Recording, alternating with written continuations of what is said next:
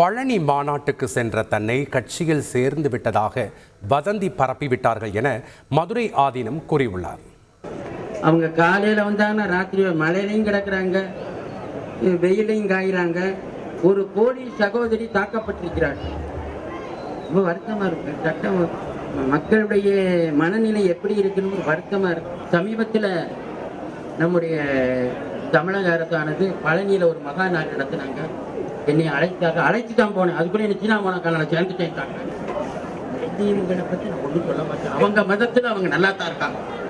அவங்க ஓட்டு போடணும், ஜமாத்தை கூட்டுறாங்க, இன்னாருக்கு தான் ஓட்டு போடணும் சொல்லிடுறாங்க. ஒட்டுமொத்தமாக போட்டுறாங்க.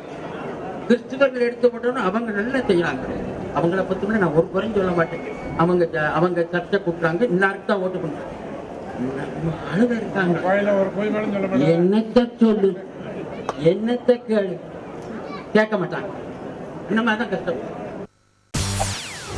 செய்திகளை உடனுக்குடன் தெரிந்து கொள்ள உடனே சப்ஸ்கிரைப் பண்ணுங்க.